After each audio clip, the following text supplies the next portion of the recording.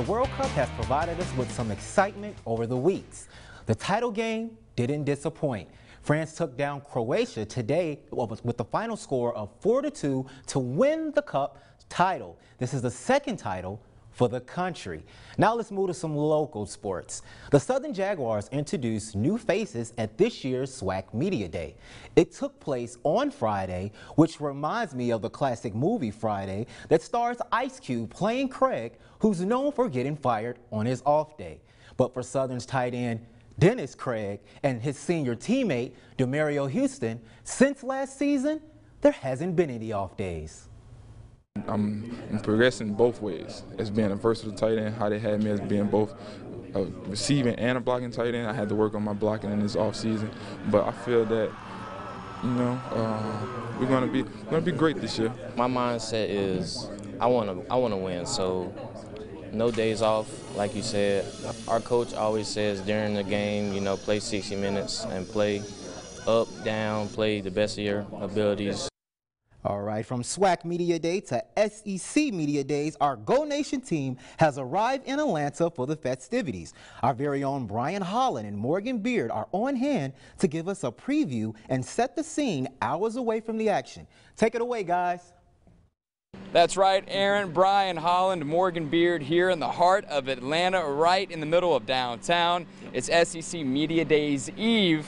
Tomorrow, the LSU Tigers getting it started, the center of attention, starting it off on day one at SEC Media Days. Yeah, and think about this. Look at all the history behind us. You got Centennial Park back here, you got the CNN Center, and then the Omni Hotel where SEC Media Days, the LSU Tigers take the stage day one. Yeah. Really, they're the bright spot.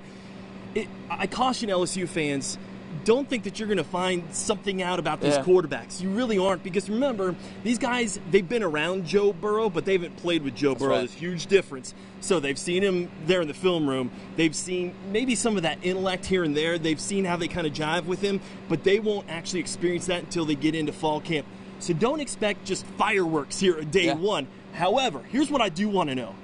Basically, every poll, LSU's been ranked either near the bottom of the top 25 or completely outside of the top 25. Do they give us the coach speak? Do they give us Ed Orgeron going, oh, but it's all played on the field? Or do they have a little fire in their belly and they come out and they go, we want to prove them wrong? And we'll see. And I know you, Brian, you're going to try to get the best out of these players, asking them those hard-hitting questions tomorrow. Once again, SEC Media Days kickoff tomorrow with the LSU Tigers getting it started for us here in Atlanta. For Brian Holland, I'm Morgan Beard. Back to you, Aaron. Thanks, guys. And here back in Baton Rouge, it must be social media week ahead of SEC Media Days because everyone is trying to steal the show.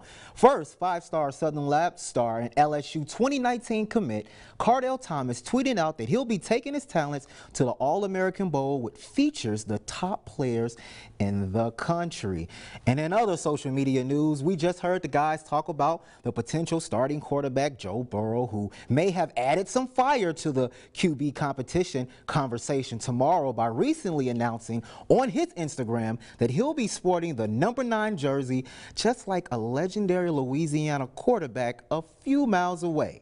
And sticking with the number 9, former Pelicans point guard Rajon Rondo, who wore number 9 and now signed with the Lakers, which made ways for the Pelicans to bring in Gretna, Louisiana native and former ULO Lafayette Raging Cajun Alfred Payton, along with power forward Julius Randle. The Pelicans recently introduced their 2 new additions.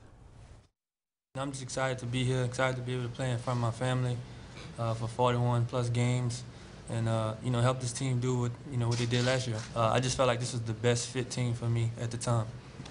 It just happened. Like it wasn't really much of a thought process for me. You know, you kind of start thinking about stuff before it happens anyway, and it wasn't really a better fit, I felt like.